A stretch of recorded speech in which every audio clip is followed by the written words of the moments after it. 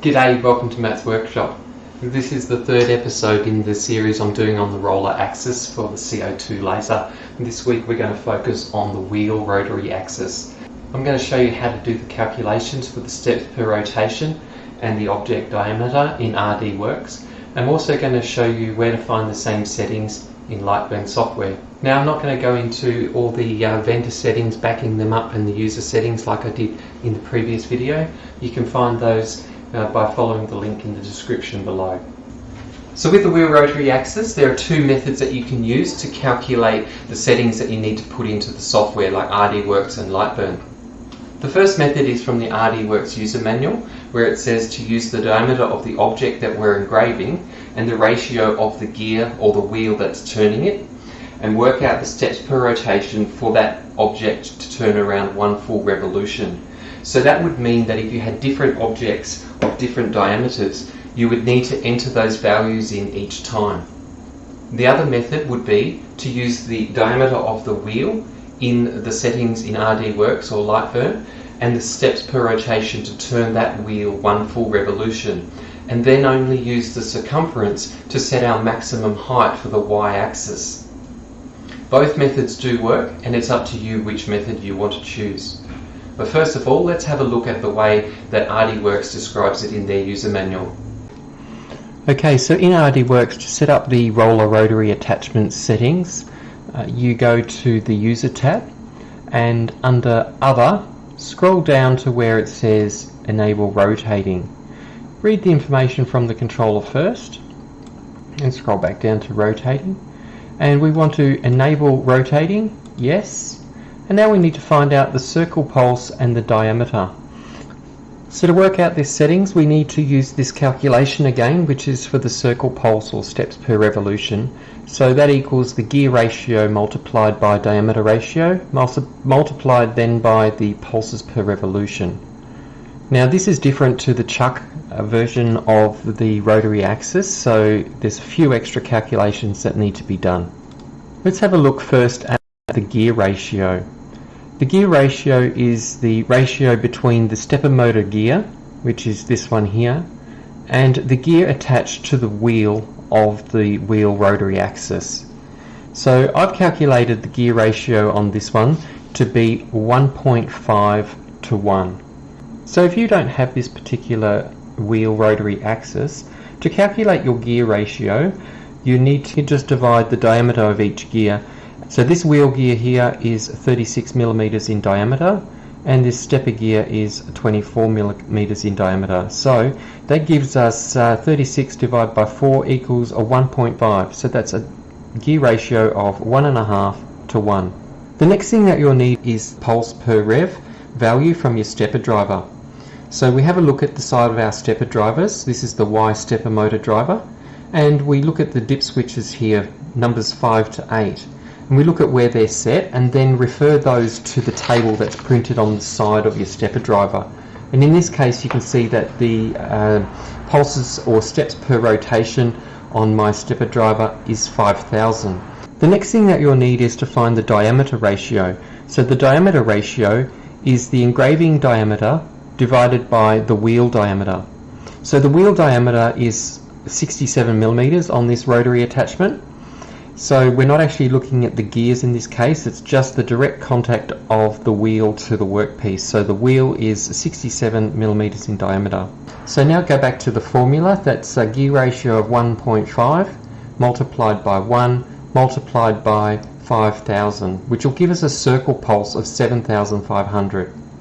Okay, so now that we've got our values, we can pop them into the section here under User Other, go down to Rotating, and in circle pulse type in our circle pulse, which we calculated at 7,500, and our circle diameter we tested at 67.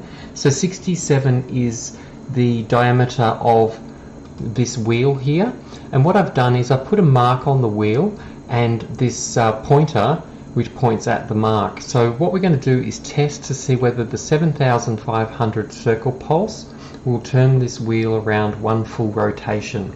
So what we can do there is use this test button. So this test button will allow us to run a test, but before we do that, What we actually need to do is actually write that to the controller. So we write it to the controller, and now we can press test, and it'll ask us what speed we want to test at. We're going to test it at 50 millimeters a second. So if this is correct, it should line back up perfectly, which it does. So what that means is that we've calculated it correctly for the wheel. What we're going to do now is have a look and see how we go with different objects. Okay, so I've got a bottle here. It has a diameter of 77 millimeters. So what I'm going to do is pop that onto our rotary attachment. Now we need to find the ratio between this wheel and the object diameter, so 77 to 67. And to make things easier, what I've actually done is put a chart together. So all that we have to do is enter in the diameter of our bottle. So we have the previous one, which was 67 and 67, which gave us the step pulses per revolution of 7,500. Now all I need to do is put in 77, and it will calculate my circle pulse at 8,619.4 steps per rotation. So the way that this calculates is it divides 77 by 67 and then multiplies it by the gear ratio and the pulses per revolution to give us our circle pulse. Now it also gives us our circumference, which will be our maximum height for the y-axis for this piece of material. So let's put those back into RD Works. So we put in our circle pulse that we calculated, and 77 is our diameter, and we want to write this to the controller. Now what we'll do is we'll run that same test again on this bottle at 50 millimeters a second, using this tape as a mark to see whether it's gone around the full rotation.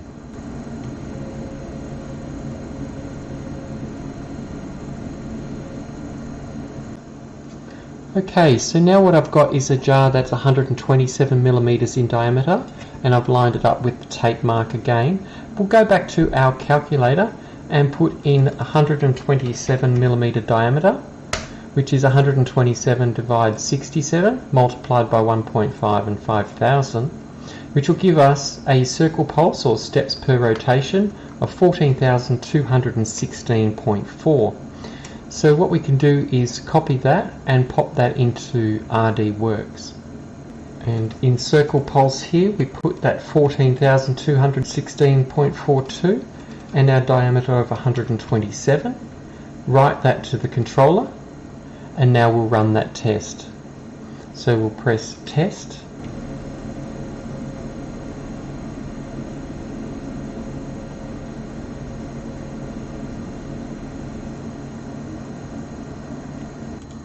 Okay, so we're going to have a look at doing some lettering on a bottle.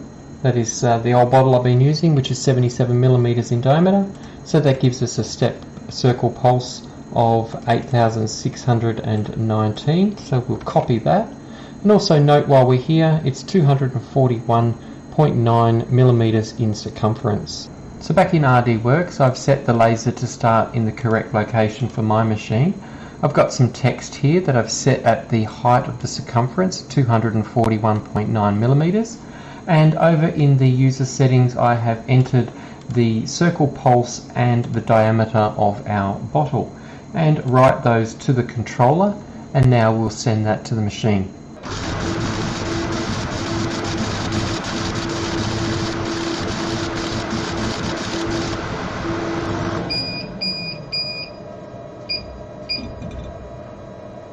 Now I know that this is not perfect, but we can see that the line meets up with this line. But why didn't it meet around back at the right point if it was a straight line of text? Well, I thought I'd just pop this out of the machine to show you why. What it is that we haven't got the wheels aligned correctly, so when it turns, the bottle's turning on a funny angle. So what you need to do with the rotary is set it up so that everything is parallel to each other, so that the wheels are both parallel. So the way that you align the wheels is that you loosen these Allen screws here. You don't have to take them all the way out.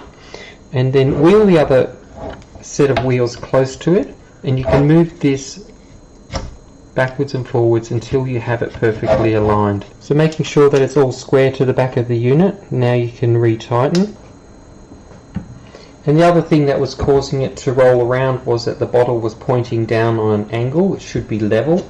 So we're way out of level here. So we can move the position of the wheels here and lock that into place using this knob. If we loosen this knob here, we can actually raise the height by dialing this one down. So if we use our level, we'll dial this one down until we're level. That's raising the neck of the bottle up. Once it's level, we can then lock it into place using this knob here. So now when it rotates, it should rotate nicely and not wobble around, which will result in a much better finish on this end. Alright, so we've looked at how we can use the diameter ratio of the object compared to the wheel ratio and put those steps per rotation manually into the software. Now what we're going to do is have a look at the other method and also the way that LightBurn works with its settings.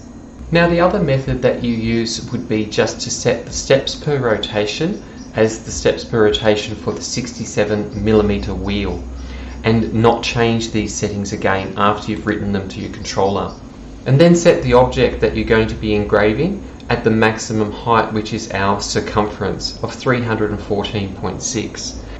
So the x-axis would be the height of the engraving you want on the length of the object.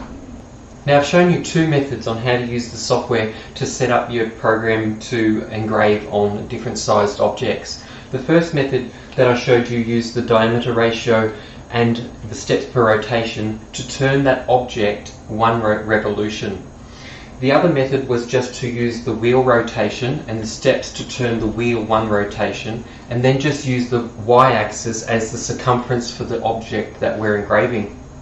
But one thing to note here is that in the RDWorks user manual it says that the y-axis precision is based on that calculation of the diameter and circle pulse settings for each different object, and that especially if workpieces have a large difference of size, then it's recommended to modify those settings directly. So it will give us better precision if we're using the first method than the second method when we're looking at finer engraving. Okay, so if we have a look at LightBurn Software, and to change the rotary options we go to Tools, Rotary Setup, and you can see here you've got Chuck or Roller Rotary. You've got your Enable Rotary on and off here. You can see here we've got the steps per rotation of 7,500 for a roller diameter of 67. Now the object diameter is there of 77 and it gives us our circumference. So this seems to be the way that LightBurn works, using the second method that I just discussed, using only the circumference to set our maximum height for our y-axis.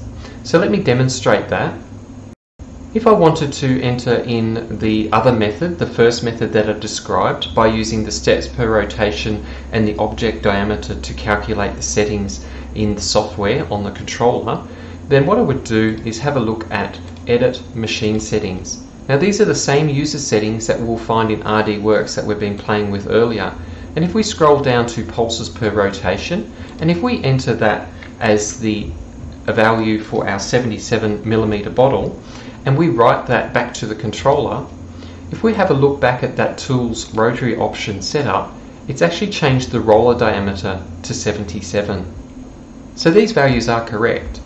This is the steps per rotation for a 77mm diameter bottle, but it's entered them with a different description behind it. Rather than just saying diameter millimeter, it's saying the roller diameter, so that can be a bit confusing. But the good thing about it is we've got here handy the circumference of our bottle or object that we're engraving, so we can use that and press copy and use that for the maximum height of the area that we're going to be engraving. And we enter that in up here, so that's our maximum height for our y-axis. So ensuring that everything fits in on our y-axis, we know that it's not going to overlap when it engraves. And by setting the x-axis to the height of the bottle that we want to engrave on, so if we only want to engrave on 50mm of the bottle, we would set the width of that x-axis to 50 millimeters, leaving the height there as the full circumference. Now the controller that I used for this video was the Rowita RDC6445, and the settings for the wheel rotary axis that we've discussed can be easily configured for other controllers such as Troken, Top Wisdom. You just need to follow the directions in the user manual for your controller. So thanks for visiting Matt's workshop. That's the roller rotary axis from Cloud Ray Laser. I'll leave a link to their website in the description below. In the future episode I'm going to be looking at the advantages and disadvantages of these two units, just looking at your pros and cons for the roller and the chuck rotary axis. If you liked the video, give me a thumbs up. If you've got any questions, don't hesitate to put some comments down below or even on the community page on my YouTube channel. If you haven't already subscribed to the channel, press the subscribe button, and if you put the notification bell on, you'll be notified when I release new videos. And until next time, take care. Cheers.